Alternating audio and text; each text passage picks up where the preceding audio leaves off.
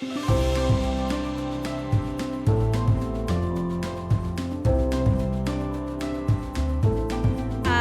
morning and welcome back. This morning session will not repeat the opening from yesterday except for a few key components. For those of you that don't know me, I'm Dr. Laura Deitrick. I am the Associate Director of the Nonprofit Institute and a Professor of Practice in the Department of Leadership Studies, where all of our amazing nonprofit PhD and master's programs reside. So I'm happy to be here with you today. I was told, you know someone loves you if they tell you, you look a little tired. And I'm like, I am not tired, and neither should any of you be, although this room can do that a little bit. So we'll keep the energy high today, and we will learn and grow together. So thank you all again for coming this morning. As we start at USD and lots of places rightfully so, we acknowledge that the land upon which the university sits and resides, and indeed all of San Diego County, is the unceded territory of the Kumeyaay Nation and part of the legacy of the Kumeyaay people. So as you enjoy the beauty of this campus and its place and its spaces, we invite you to reflect on and connect with, actually, and steward this acknowledgement, and to honor and respect the many diverse and indigenous people who are still connected to this land. So I think that is a good way to start our morning, because indeed this is a beautiful place, made all the more beautiful by all of you sitting here in the audience today. We are at the University of San Diego, big surprise, right? Because you know you're at a university because you tried to park today. And we are a Catholic institution that's known as an anchor institution, which means we are deeply embedded in the community. We believe the community is a gift to us, that we're not a gift to the community, and that we are committed alongside all of you to develop ethical and compassionate leaders to make the world a better place, frankly. And we are part of the Nonprofit Institute. You're in the School of Leadership and Education Sciences, which is really cool, and it's our nickname, our shortened name is SOLS. So if you keep hearing, we're in the SOLS building, we're in the SOLS building. And we like to say that this is home to all things nonprofit, and this is your home too, and you're welcome here at any point in time. We're committed to your success as nonprofit leaders, practitioners, volunteers, etc. It's interesting, some of us are going to groan when we see this because we've been here this whole time, but this concludes our 20th anniversary year. We've been celebrating all year. We started celebrating with you last year, and we're finishing celebrating with you this year. We look forward to the next 20 years of serving the community and working together alongside you. We also, I would be remiss if I didn't point out, have a number of academic programs. So this institute sits alongside our department, and I know that there are alumni in this room, alumni of our master's degree and PhD programs. Raise your hands and now wave them, right? So they are leaders, all, if you are ever interested and you think, I don't know if I could get a master's or another degree, but you're really intrigued, talk to any of our alumni. They have badges on their shirts, or talk to me or any of our faculty that are here. We'd love to talk to you about that. And we're now accepting applications. So we want to thank our wonderful advisory panel who keep us on track, inspire us, challenge our thinking. They told us about the conference, nobody will want to stay late on a Friday. So we're ending a little early today. Wasn't that good advice, right? We're shortening it a little bit. So they gave us really critical feedback, and we're really proud to work with them. And of course, you know, we're all in fundraising, no matter when you're associated with a nonprofit, we're all in fundraising. So we have to thank a donor how many times? 7 times at least. So we're going to thank our sponsors again and with equal vigor. California Bank and Trust, the Conrad Prebys Foundation, KidSpark Education, the Legler Benbow Foundation, San Diego Union Tribune, and US Bank. And many of them have tables out front. And this is I got to say, this is the best swag I've ever seen at a conference. I see nods. You know you've got those hair ties and the lint roll. Go get more swag. And visit their tables and learn about their services, because they engage with us in not only sort of financially to support the Institute, but also they really believe in your work. So they're really great people, and we really hope you get a chance to interact with them. This is our amazing team. I thank them. You will see staff or volunteer on people's badges. none of them are in this room. They're out there making this happen. So please take a moment if you see them to express your gratitude. If there's something that you liked, it would really mean a lot to them. The people that are up here, we get to engage with you and we know how you feel about the work and we can feel appreciated, but it's great if you could appreciate them as well. And also, let's just see, make sure I'm not going to forget anything. Yeah, their name tags should show what their affiliation. And if you have any questions, they're the people to ask. We want to acknowledge that yesterday we gave the Kaleidoscope Award to these 3 amazing groups, and we thank them for their inspiration and for doing good governance. If you're interested in applying for the Kaleidoscope Award, but you think, oh, I don't have a perfect board. No board is perfect. That's why it's called the Kaleidoscope Award. It's like all the lenses, they kind of shift amongst, when you go to a different organization, they fall into place to make a really unique picture. Talk to Dr. Emily Young or to myself if you're really interested and you think that's something you want to prepare for or be a part of. We'd love to have your board considered and go through that process.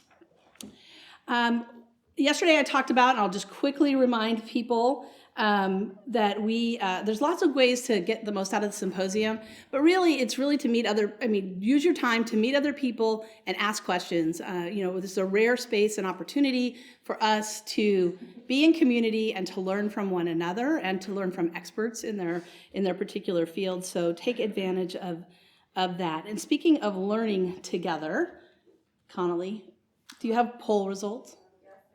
So I asked a question in the poll. Some of you answered it. Let's see. I really did not want to do this technology thing live, but I'm going to try. There's something, we asked about, if you attended yesterday's conference, tell us one new thing you learned. So the cat in the box is getting a lot of votes. So good to our friends from Reimagining Governance. A lot about new governance and about being intentional. Somebody shout out something else they learned. Just shout it out. Something new you're taking away from yesterday. I can wait. Digital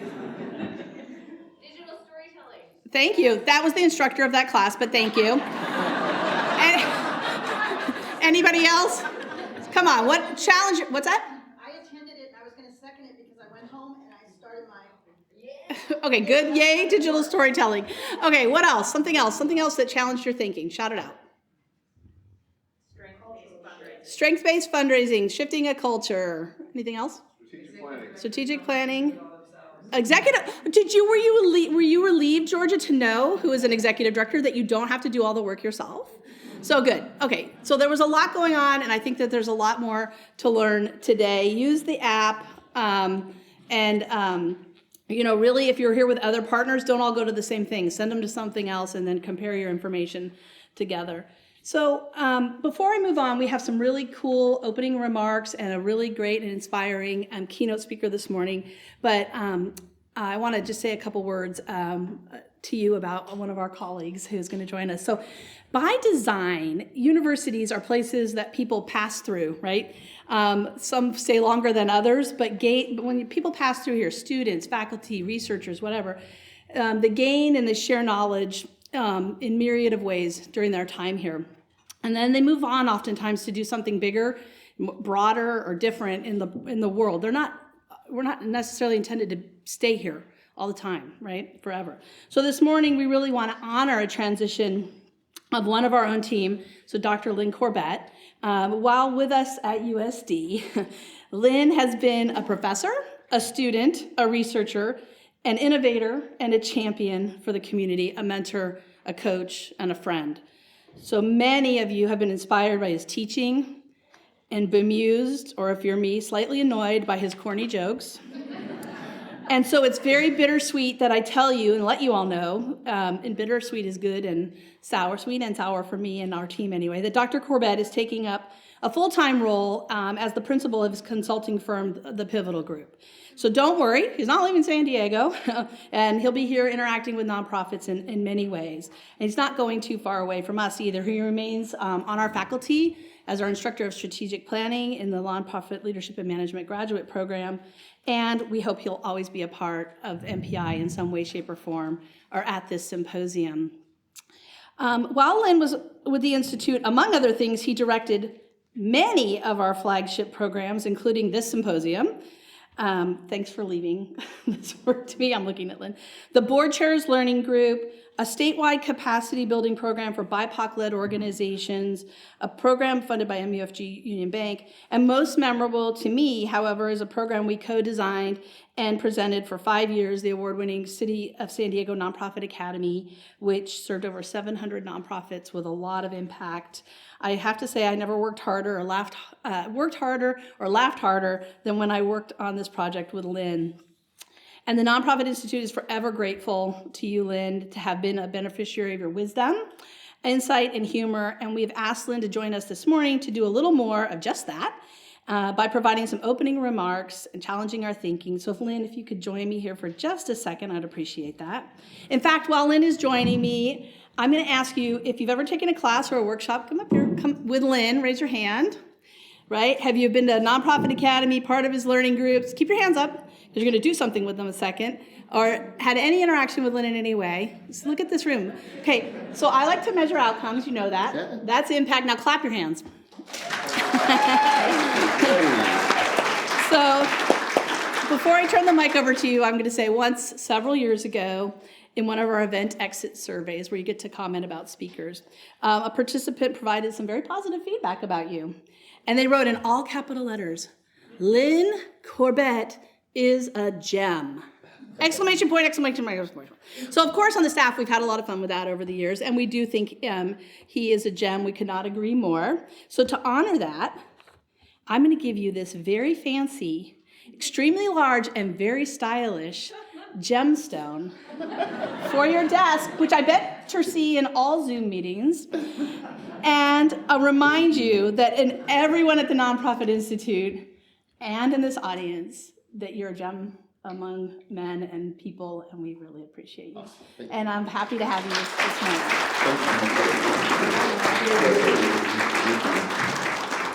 There you go. Yep. Now you have 10 minutes. So thank you all. I didn't realize so many people participated in my programs and stuff, and I feel so bad for you. That you had to hear the jokes over and over again. A couple of things. I was saddened this morning when I came in, and that recognition made me feel much better. But as I came in and I was walking up, I realized that it's almost impossible to happen, but my suit matches the drapery. And I think it was pictured in the 70s. Right? So I tried to block it out and say, okay, forget it. And I looked up this way, and then I said, it matches the chairs. So I can't win. So but now I feel so much better, so thank you. I wanted to talk to you today about, I'm a strategy person, so I believe if you are not going forward, you're going backwards, right? So it was not really about a reflection, but it's about where we're going. So they allowed me to just talk a little bit about that. So she talked about my company. We've been doing some work, the Pivotal Group, across the country, doing some dynamic things, doing strategic plans across the nation, and helping organizations and counties relook at the way that they work with communities. I wanted to officially say thank you to all of you. Excuse me a second. I wanted to say thank you to all of you for, it's hard to say that the amount of work that you all put in over the last 3 years. I wanted to say thank you because I realized there were some still tremendous outcomes that happened that maybe we really haven't had time to reflect upon.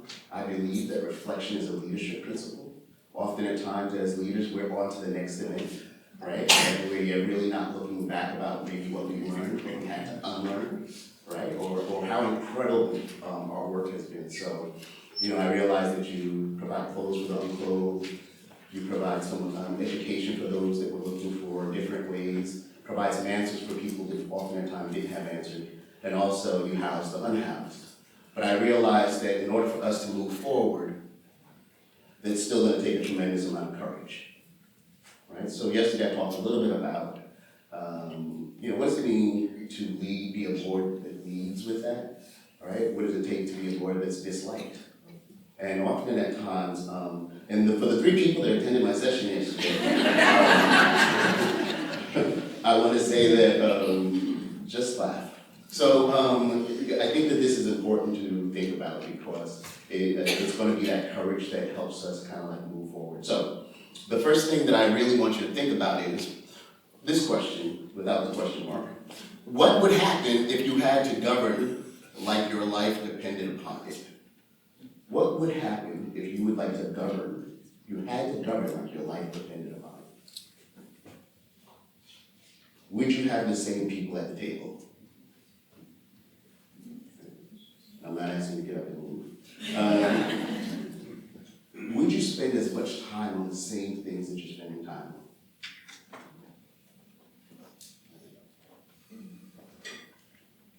Would you put your resources differently? Talk about them differently. Remember, your life depends upon it. So my question is, because you're saving lives, and we know how important your work is, how come you're not doing it? Right? If your life depended upon it, how would you govern? And how come you're not doing it? So 2023 is an opportunity. It gives us opportunities to think about things a little bit differently. Moving from being an organization that's misaligned or a board to seeing some alignment. It just so happens that I often talk about if I was to take each of your board members outside one by one and ask them, what were your plans for 2023? Or where's your organization going to head in the next 2 to 3 years? Would I get the same answer? Right? I would like to get the same answer. Right? I was leading a group a couple of days ago in Sonoma County, and the leader of that group stood up and said that she was she came to the zoo with her family, and she was so impressed. She told this to the larger group, so impressed that everywhere she went, from the safari park to the zoo to everywhere, she kept on hearing the mission, right? I mean, and she was talking about how come in Sonoma County, that's not what we hear. That's not what we see. So she used it as a teaching moment, and I was glad to see that even though she's on vacation, that we're still showing her some ways to improve her information. So I do realize your job is hard, right? They're asking you to, hey, we want you to be focused, right? Let's do this. And then they turn around and say they want you to be flexible, right? They're telling you they want you to wear both of these hats. And in most of the times it leaves like it's almost like an impossible feat, right? Makes things even more challenging. But I think what we often at times forget, and for many of you who have done retreats with me, usually a lot of my retreats will lead with Simon Sinek and his video, How Great Leaders Inspire Action.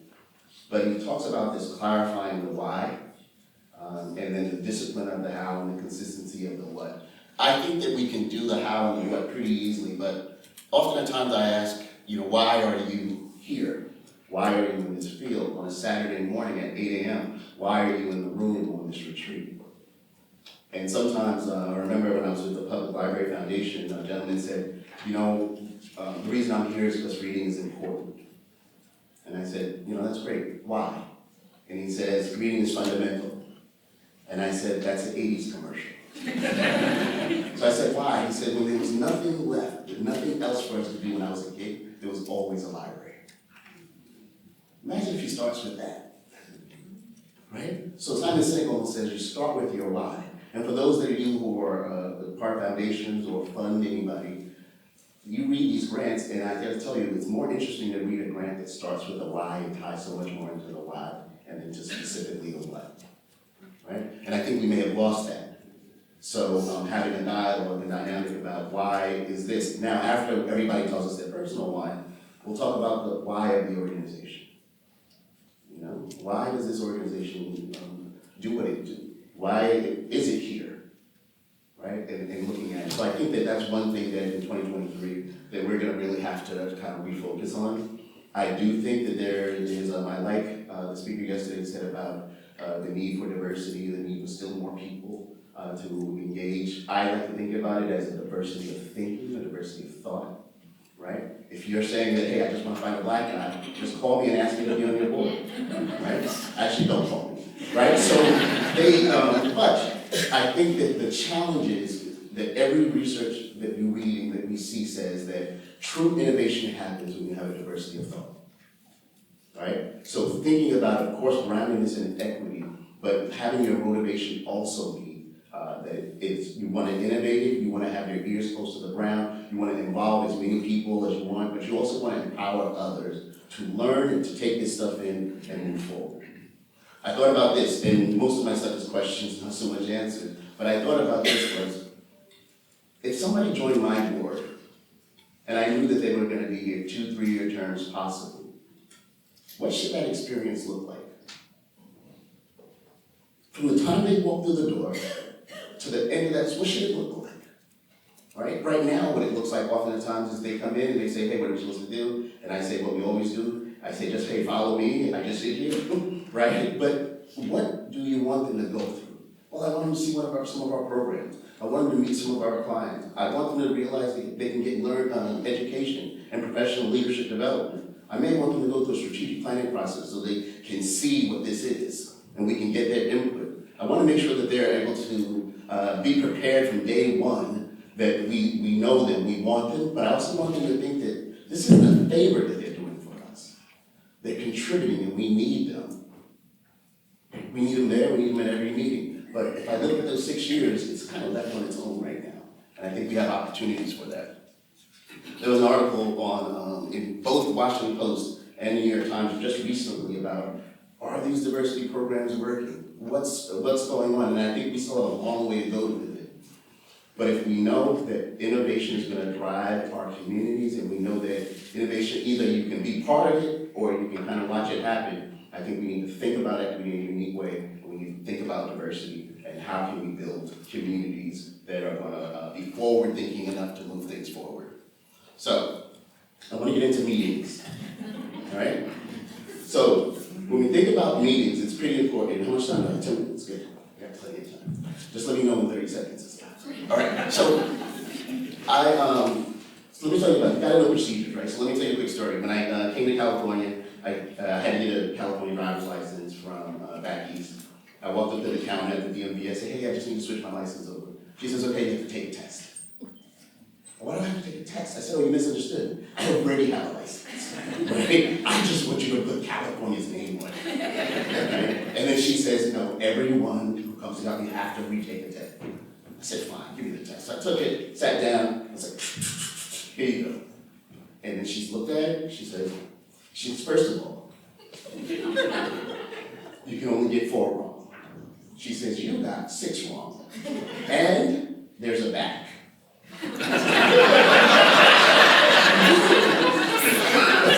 So, I was like, oh, okay. I sat down, I was real serious now. I crossed my legs, somebody was talking, I was like, shh, but I did. But talking about like rules, I was talking to some of my friends about our meeting and our meeting structure, and keep this in mind.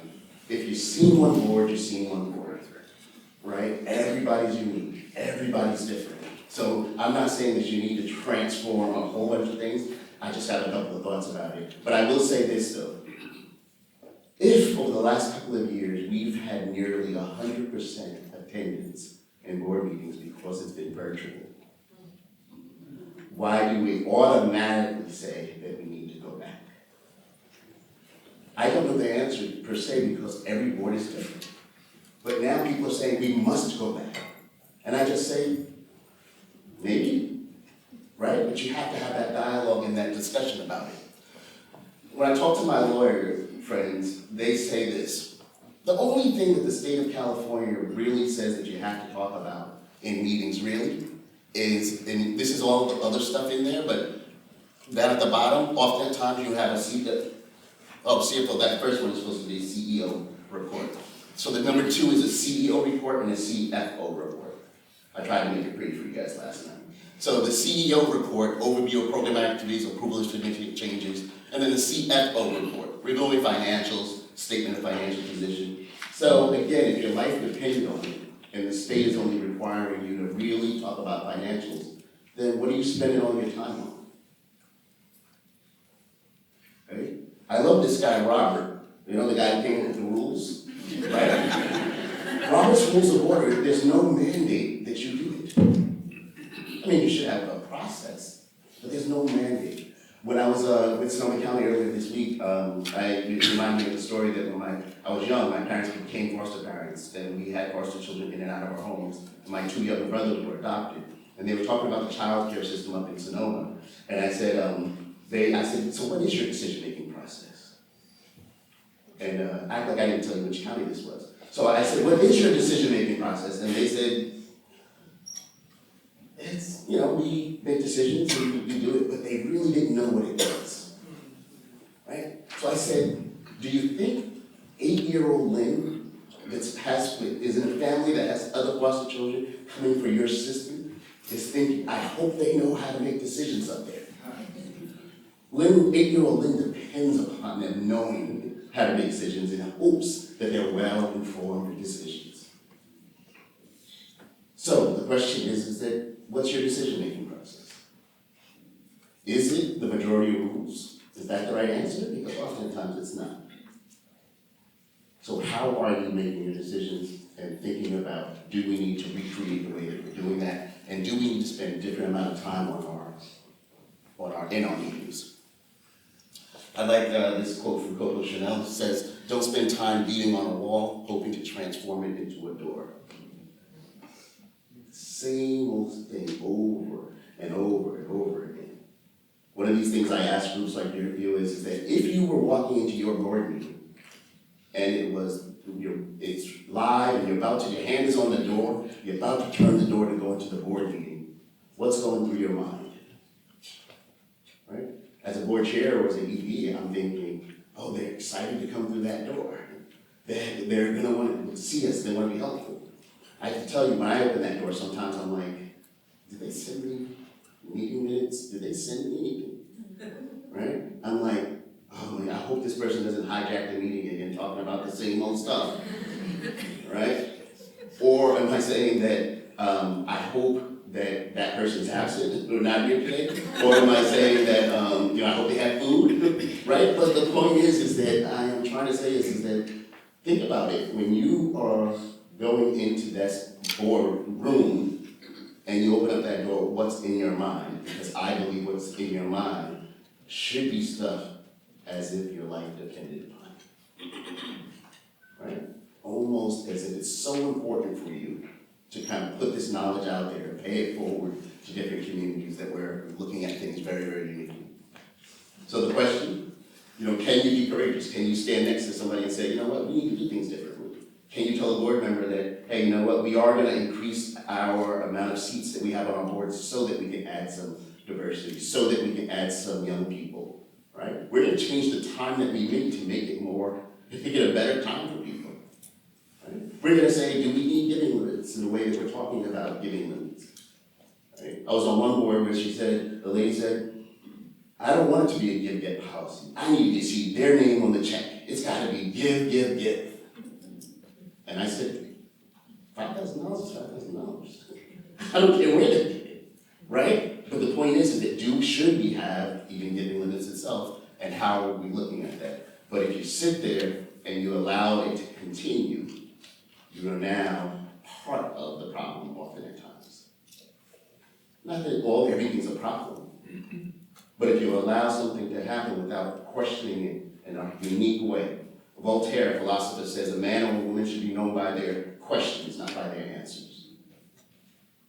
Are you asking the right questions? Right? We are a board, this is a quote, we are a board that has become skilled at passing a deficit budget rather than taking a risk with what we have. Say, hey, we have some savings. We have an endowment, we have this.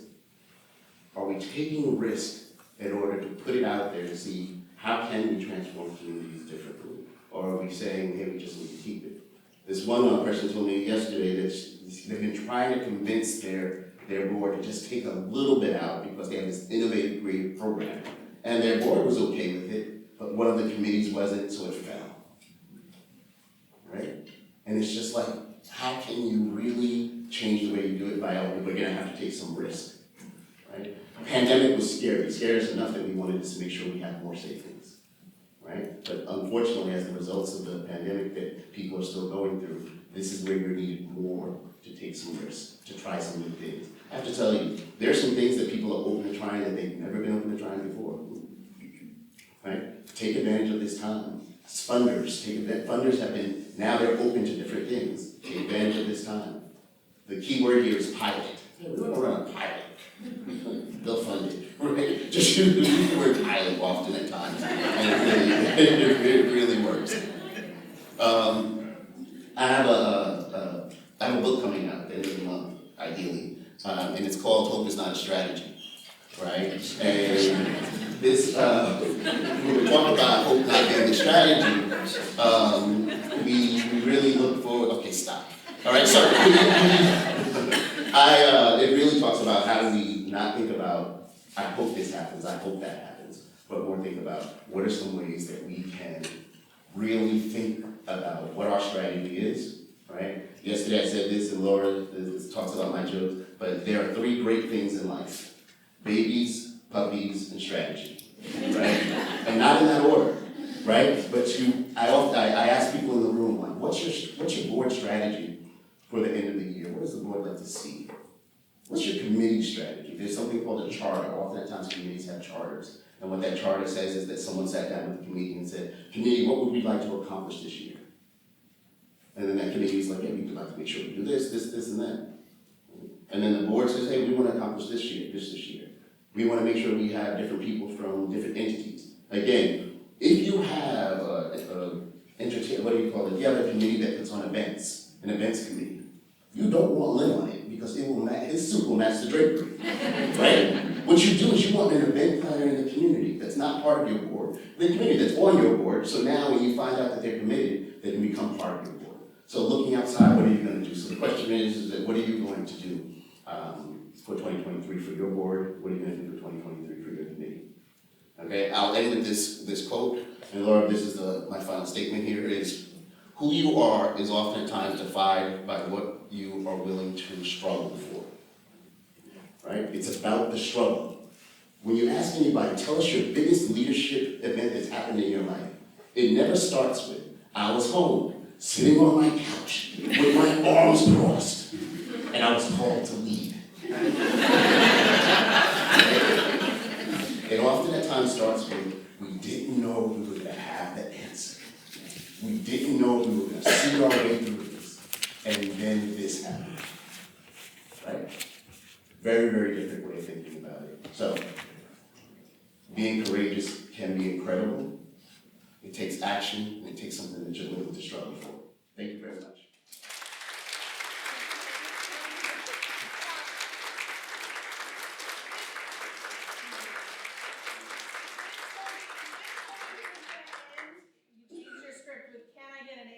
So he likes it. Can we get an amen?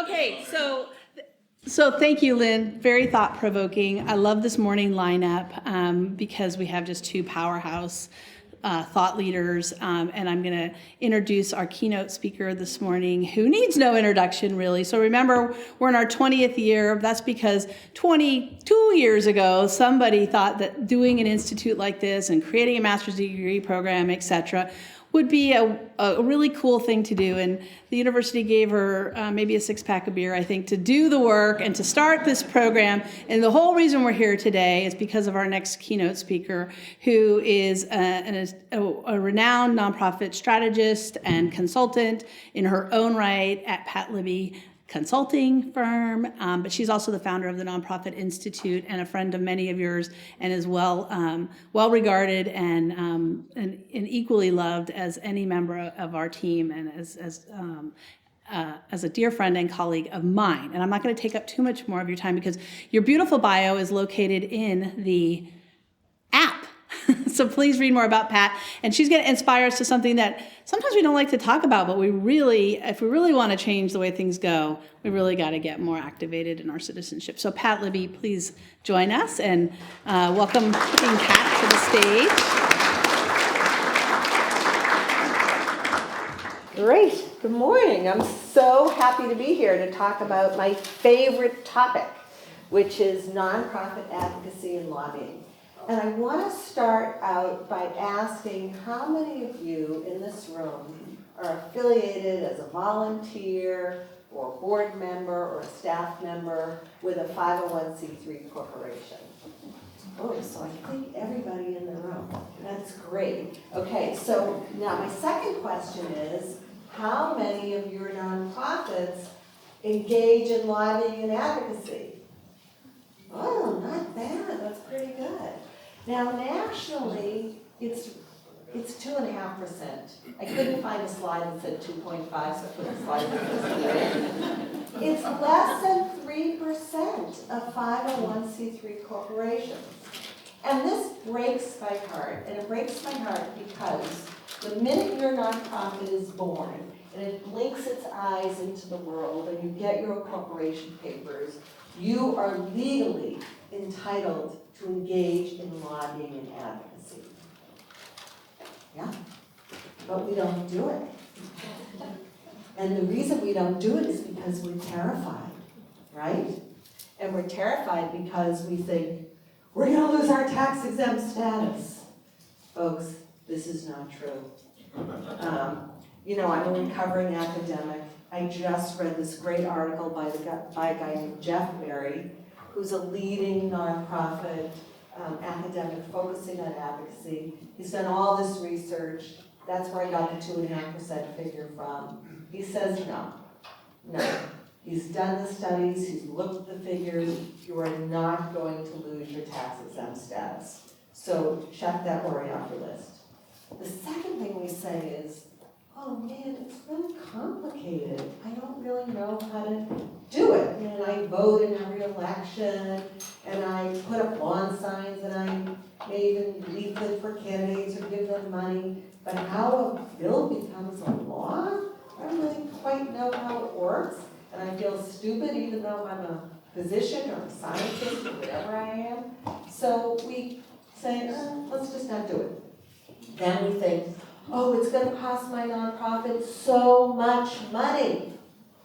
And I have to squeeze every single penny that I have in order to make my operating budget and pay my staff decent salaries. And yes, that was a plug to pay your staff decent salaries and give them good benefits, right? But let me tell you, lobbying and advocacy, successful campaigns can cost you only your staff time and the volunteer time of the board and the transportation it takes to get you from wherever you are to whomever you're going to meet with. And then finally, and this is the thought that drives me most crazy, is people say, how is this related to our mission? All right, and we're going to talk about that today. So, my goal today is to inspire you to engage in advocacy and lobbying, to give you some really simple tools for understanding what it is and how to think about it, and to provide you with some resources that you can take with you after today. Okay, so the first thing we're going to talk about is the why.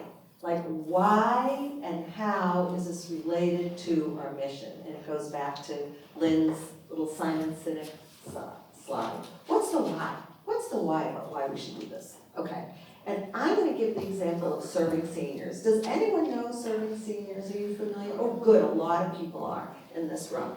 Serving seniors is such a fabulous organization. They're a San Diego-based nonprofit.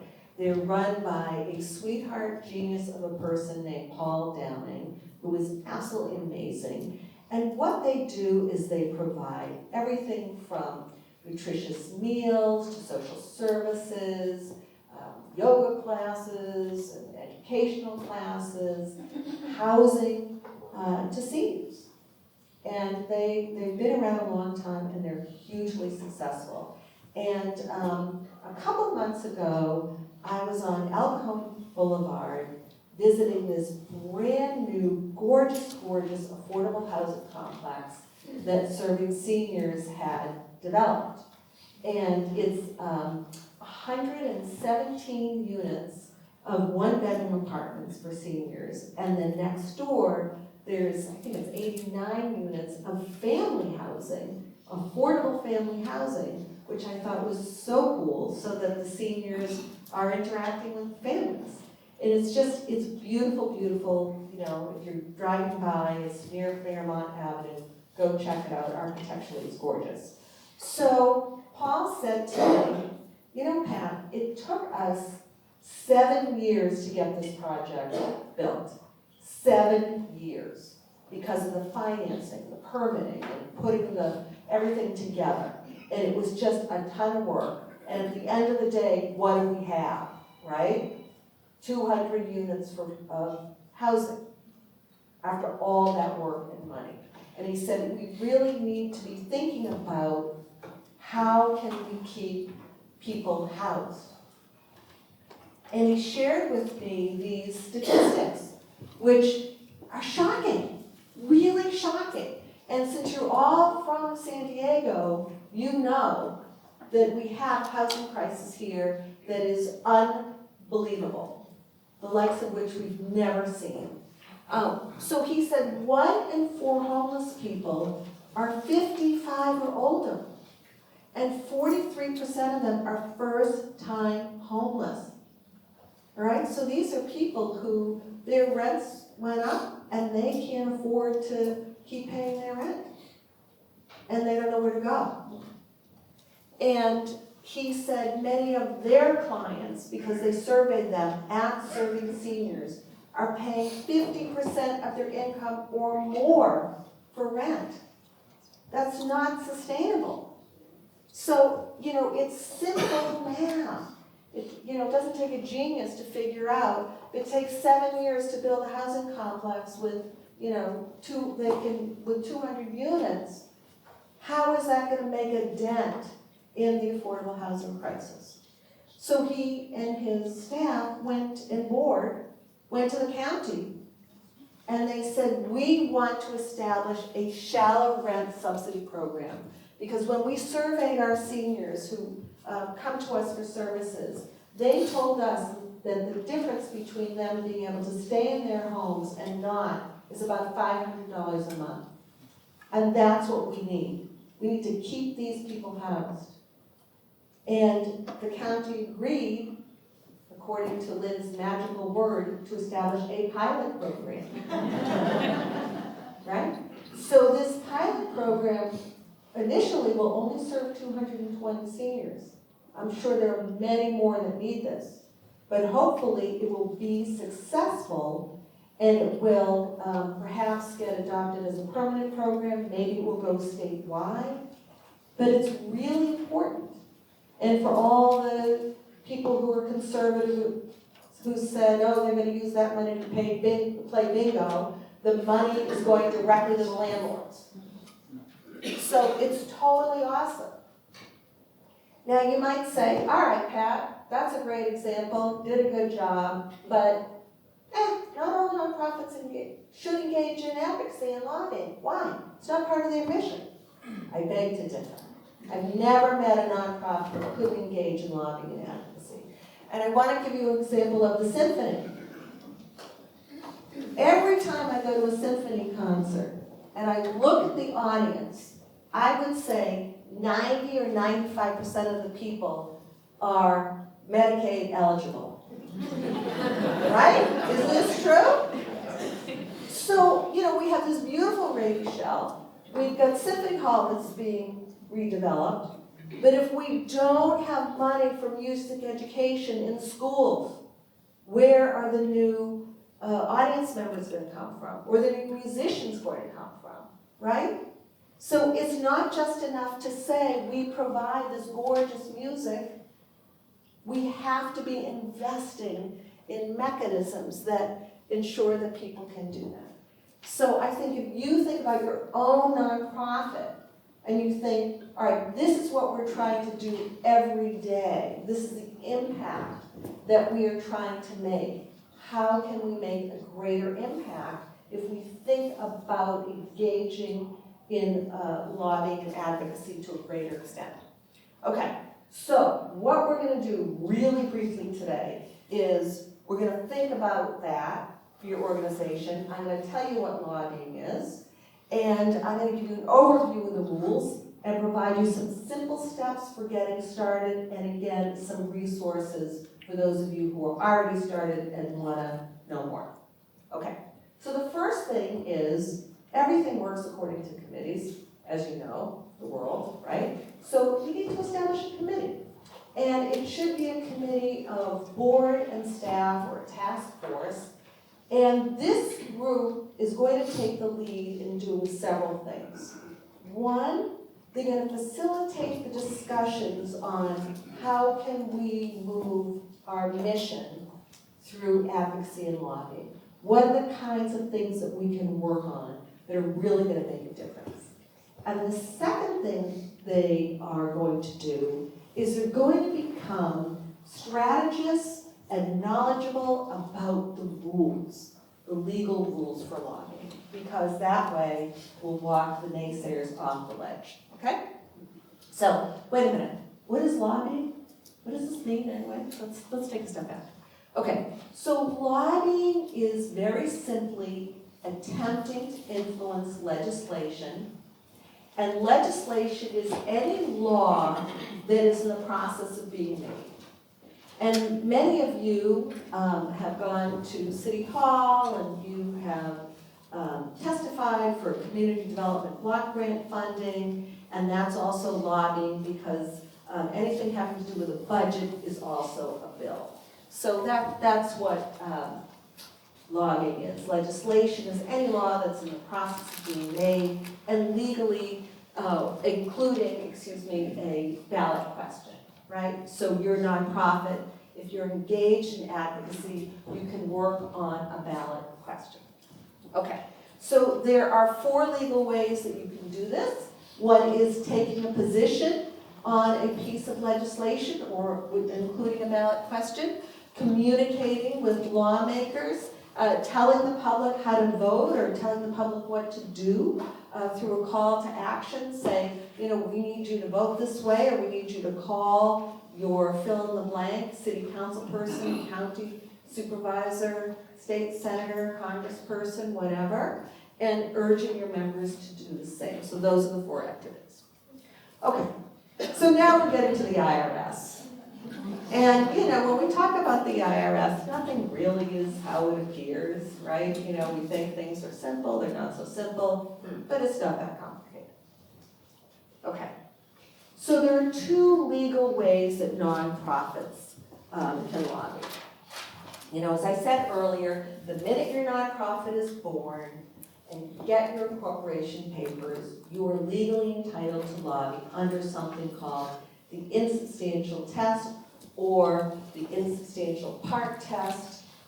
It's both things are gibberish, and what they mean is that you may spend an insubstantial amount of your resources lobbying.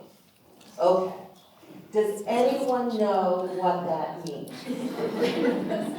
I'm glad you laughed because I don't either, because the IRS never defined it. So we don't know what they mean by insubstantial.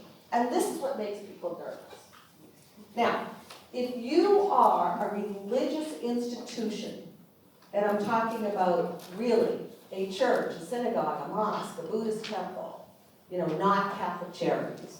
If you are a religious institution that you're formed for religious purposes, you may only live in that murky, insubstantial area. Sorry, that's what the law says. If you are anybody else, which is probably everybody else in this room, then you have to fill out this really complicated form. This is it, folks. It's 1 line. That's it. You can do it online. And this form, known as 5768, is actually called the 501H election. And I always say H stands for have at it, have fun, go lobby.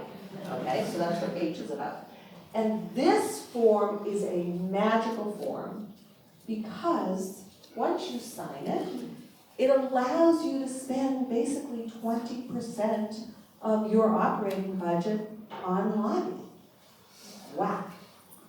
And I've worked with organizations that will remain nameless for reasons that will become evident in a minute, who have done a lot of lobbying, and they didn't know that they needed to file the H form. Whoops. The good thing about the H form is that it protects you in a couple of ways. Number one, if you don't have it, you are required by law to add up on your 990 the value of all of the time your board members and other volunteers spend lobbying. Yup. All the time that your staff members spend lobbying, any kind of research that you do related to lobbying, any kind of money you spend on lobbying, it's crazy. Steve Hermes is here, and he's a CPA, and he can tell you it's a lot of work. If you sign the magical one-line H form, guess what? You don't have to track any of that stuff. It really simplifies the process. So it opens up a lot of doors for you. The second thing that it does, going back to my unnamed client, I won't tell you about, is that let's say it's an election year and there's a ballot question that you're really committed to and you want to see passed, and you spend a lot of time and money and resources working to get that sucker passed, and you do. Yay, good for you. Okay, let's say that year you spend 30%, not 20%. The IRS lets you average it out over 4 years. Pretty cool. So you can't get into trouble. So signing the 501H form is great. It makes your life so much easier. And someone asked me, I was giving a similar talk a couple of months ago, and someone said, wait a minute, I'm confused. If I sign the 501H, then do I give up my 501c3? And I said, no, it's like eyeglasses. You're just adding them to you, okay? So that's part of who you are. Okay, now, we all know that money is pretty much the key to everything in life, right? So where do you get the money to do this kind of work? You can get it from membership dues, donations, bake sales, car wash, gala. A community foundation can give you a direct grant to support an advocacy campaign. If a private foundation gives you an operating grant, you can use that money to lobby. So there's all kinds of flexible funding that's already in your budget that you can allocate for this purpose. And as I said, for the most part, it really is not going to require a lot of money. It's going to require your time, your thought, right? And transportation to and from wherever you're going. That's it. And maybe, some Xerox. Now, the one source of money that you can't use is you can't use government money to lobby the government. No, right? So that's it. You can't use money from the city to lobby the feds, but that's it. But usually you can use these other kinds of money to lobby. Okay, now, under the magical 501H, have at it, have fun, go lobby. None of this stuff counts. Time you spend influencing regulations, don't have to add it up. Time that you're communicating with your members about the campaigns you're working on, don't have to report it. Testifying, now there's a little caveat to this. Many of you are experts in your field. I was a geriatric oncologist. He might be asked to testify about some geriatric oncology piece of legislation. If he's asked to testify, all that time that he spends preparing his testimony, traveling to wherever it is, Washington, D.C. or Sacramento, wherever the bill is being heard, none of it counts. Okay? Discussing broad social and economic issues. So if you're at your annual meeting, you say, these are the things that are really important in our community. Making sure seniors stay in their housing and have a decent quality of life, and all of those things. Doesn't count, okay? Doing nonpartisan research, this is really important. I know today, this day and age, everything seems partisan, right? It feels like we're on different teams. It's almost like a team sport. Politics is really degenerated terribly.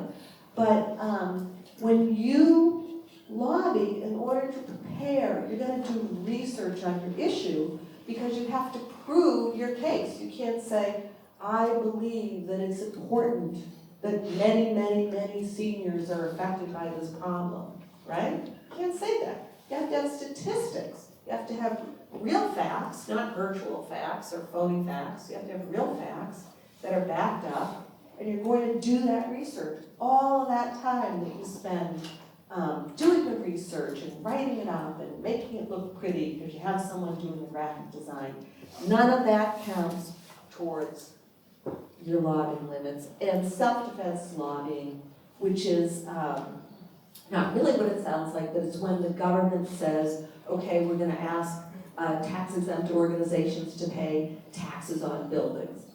And then the whole sector has to respond. That doesn't count. Now, to be clear to all of you, just so you know, I'm making sense here, if you don't file the 501H, you have to add up all of your time doing these things and all of your volunteers' time doing those things, which is not fun. So the tracking is more onerous if you don't file the H election. Okay. Now, one thing you can't do is you can't endorse a candidate for office. And I know you're going to say, but Pat, I know, I hear, during an election year, all these mega churches will have presidential campaigns and, presidents, making speeches on the pulpits, and they do, and it's against the law. So I'm not condoning that. That's not allowed. That's not legal. It is what it is. But you can't do it, so don't do it. Okay? Now, so how do you get started and what's really important to do? And the first thing you have to do, and this is so important, even before you even start thinking about what are the issues facing our community, is you want to become BFFs with every single elected official who touches your nonprofit. You want them to be on a first name basis with you, right? So, and one of the nice things you can do is some of you have things that you can show them. You might be able to bring them to a program and show them your work. They can meet some of the people you serve. You can give them a tour. You can do all kinds of things. It's really nice to have those meet and greets and get to know people before you're even asking them for anything. It's just, it's kind of like being on a first date. You don't want to say, hi, I just met you. And by the way, would you buy me this new car that I need? You don't want to really do that. So, and the ideal time to do this, quite frankly, is during an election year when people are campaigning for office, because you can have all the candidates, take them on tour, show them what you do, and then when they get elected, you already have the relationship.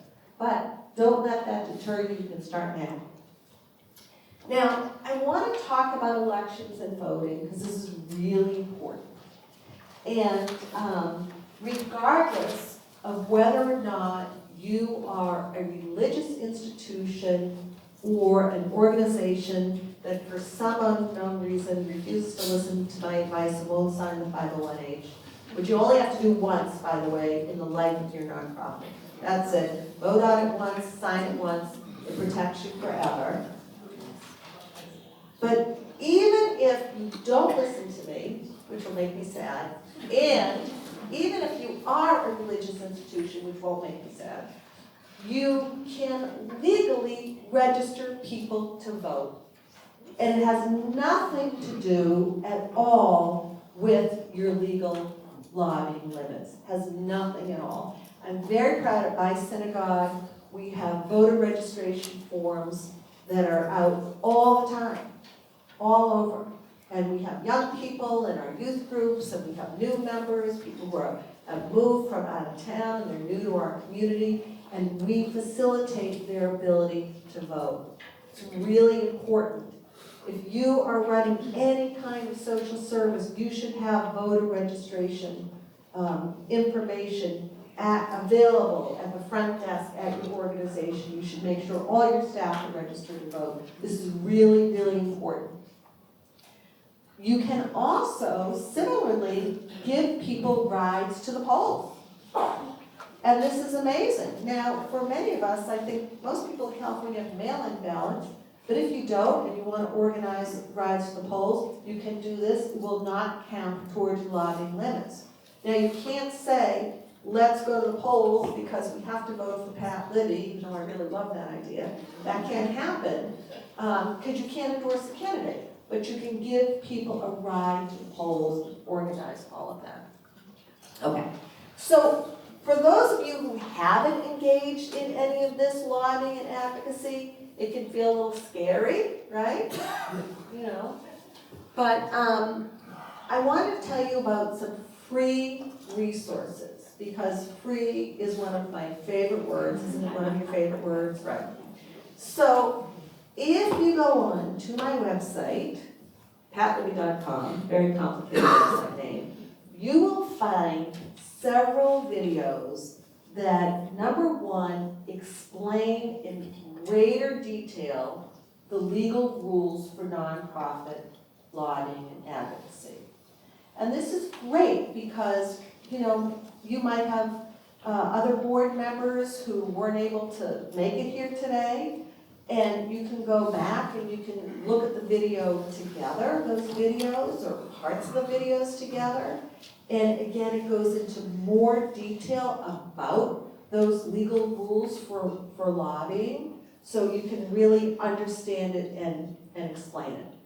I also, many years ago, when I was a nonprofit CEO, before I got sucked into the vortex of USD and created all the academic programs. So when I was a nonprofit CEO, I lobbied.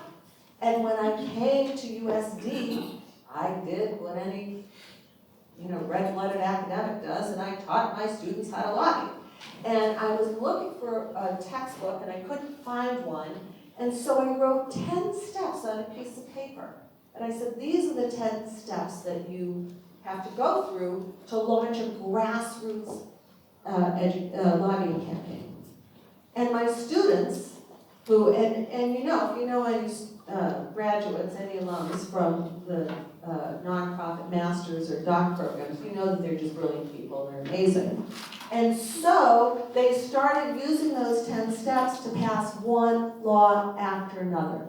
Significant laws in California, all kinds. Laws requiring senior care facilities to increase their liability insurance and to tighten up those rules. Laws requiring pets be included as part of domestic violence restraining orders. Laws that made computer repair technicians be mandated reporters of child pornography when they saw it. And on and on and on and on and on. So, if you go on to my website, you will also see videos that explain the 10 steps. So if you are currently engaging in advocacy at your nonprofit, and you want to say, are we on track with our strategy of how to move something forward, and you're not sure, you can go back and you can look through those videos, and they will walk you through the 10 steps, and there are several different videos. Some of them I look younger because I was younger, but it's basically the same message. Okay, and then finally, I have a newish book. Came out last March, so still pretty new. And this book is I've written several books, but this book is the book that I'm proudest of, although I did write a book with Laura Deitrick, so she's probably bummed to hear me say that. But this book I'm proudest of because this is the first book that I've written for the general public. And it really is all about the steps, that are really in easy to understand language. It explains how bills become law. It explains each of the 10 steps. It's illustrated by an example of a few students of mine who passed a really important law. I don't want to tell you that because I don't want to spoil it, but it's great. It shows how they use the 10 steps. And the appendix describes the lobbying rules in writing for nonprofits. So I know some people are better visual learners, some people can hear better, so if reading is better than videos for you, then this book is available. So I want to encourage you, I want to remind you all that for the most part, government has a lot more money than we nonprofits do. They really do. And they have a lot more power because they can make policy changes that have an enormous effect on people. I think about years ago when the county of San Diego had this terrible policy for anyone who was receiving SNAP or food stamps, had to go back to the county every 3 months to be recertified. I don't know if you remember that. It was horrible. San Diego County had one of the lowest rates of food stamp participation in the United States of America because of that requirement. You know, people had to take time off from work to stand in line all day long to get recertified every few months. And advocates worked to change that law, and it changed the lives of thousands of people in San Diego County. So I want you to go back, I hope I've inspired you to go back and think about your nonprofit and think about how you can move the needle and engage in advocacy so that you can further your missions.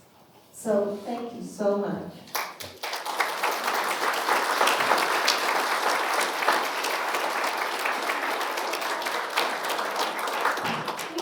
We have time. I know a couple speakers are going to get to their session, but we have a couple minutes. We're going to push our agenda by about 10 minutes. If you want to ask any questions of Pat, if you have any technical questions, we've got one over here. Yes.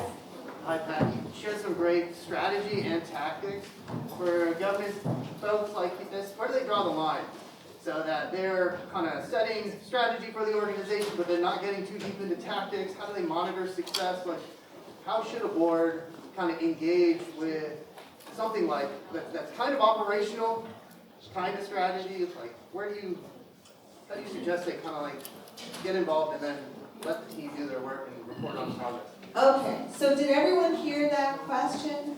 Good, okay. So what I would say is, just like any strategic plan, the board has to set a goal in collaboration with the staff. This year, we're going to work on X. I've been talking recently with CASA of California, the statewide association of the people who work with foster children and help keep those foster children safe.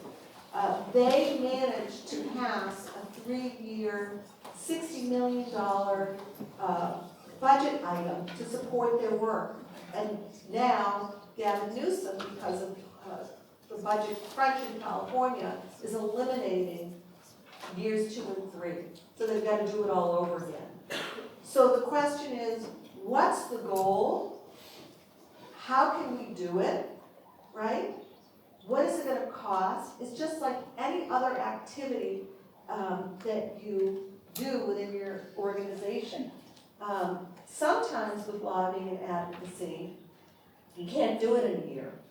You know, it takes you. I worked with students in the past who got a bill on the governor's desk, and then the governor vetoed it.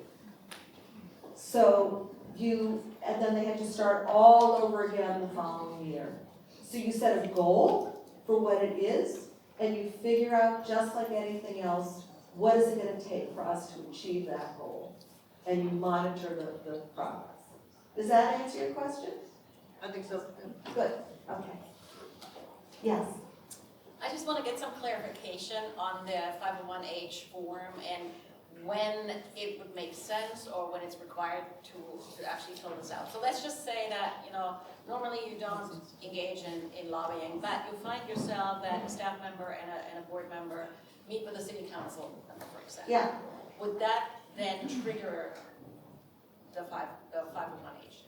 It wouldn't necessarily, but there's no reason not to do it. It's just like, It's just easier. normally I would say, it never rains in San Diego, although lately it doesn't feel that way, right? But does it hurt to carry an umbrella in your car? Even in San Diego? No. So what's the harm in doing it? None, right?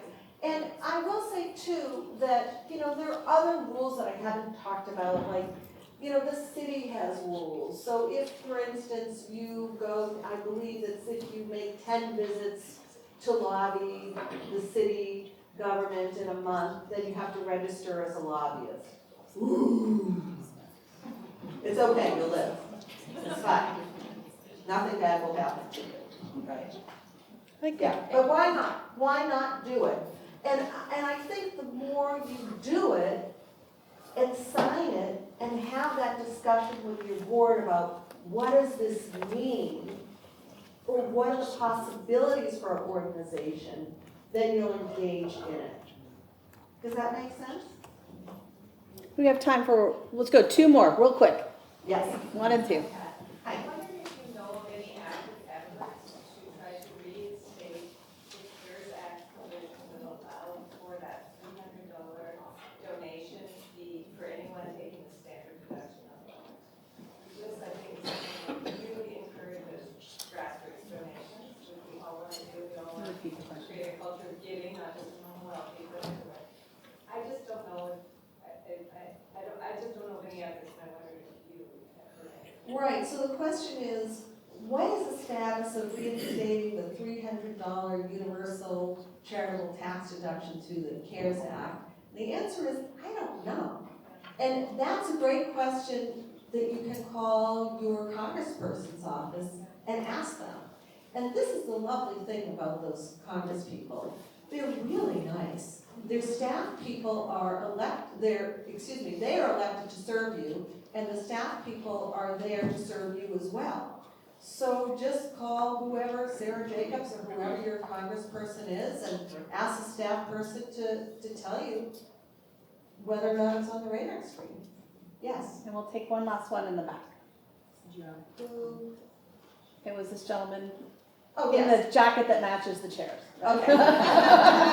Wow, it's a theme. So, that was really, really helpful, Pat. I guess a couple of comments and hope you reflect on it.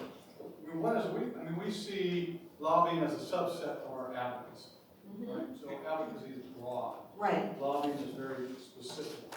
There are some large nonprofits that do set up a separate nonprofit entity. Correct. To do lobbying, so they can really create that. Right. But I think the more, our experience is that we do a lot of our lobbying advocacy through our trade associations. And because trade associations are typically not C3s, typically C6s, they don't have as many restrictions. We can go and represent the trade association, right, as opposed to our individual. And that way we can also limit the amount of sort of lobbying that our entity is doing. I'm just wondering if you incorporated that into your Yes, I mean, if you have there are some organizations, one of my current clients is the San Diego County Dental Society and the San Diego County Dental Foundation. One's a C6, and for those of you who don't play the nonprofit numbers game, a C6 is a business association or a trade association. So those are all the dentists who run their practices. And there's a foundation that does charitable work. and those are sister nonprofits. And so in that instance, it does make sense for the C6 to do the lobbying rather than the C3. But you also raised, and sometimes organizations have a C4 as well, and we don't have to get into all that. But you raised a really important thought that I wanted to address, which is the difference between advocacy and lobbying. And I want to give you all a very simple explanation. My favorite explanation for the difference between the two is Mothers Against Drunk Driving, which is a brilliant and effective organization. And how many people in this room have heard of the term designated driver? Right? Everybody, right? Well, God bless those brilliant people from math, because they invented that, and that is advocacy. You all know that, they invented that, that was no lobbying, that was raising this issue in the minds of the public. Brilliant, brilliant, brilliant, right? Now, establishing the 0.08 drunk driving alcohol limit in all 50 states was lobbying. See the difference? So one is raising the need and the other is directly affecting legislation. Now, I think the only thing back to our companion C6 and C3 organization is to make sure that the board of the C6 is on board with the lobbying agenda. Because if the need is to, I don't know, provide free dental care to XYZ people, maybe the C6 board wouldn't be on board with that. And they say, that's not our business, that's a C3's business. So each case is individual, but there's no need to do something, just to do it. But I would say for nonprofits that are standalone 501c3 organizations that are not religious institutions, have the discussion, file the H. It takes a second. It's a one-line form. It's really easy. And it will protect you. It's the only easy form from the IRS. Thank you, Pat.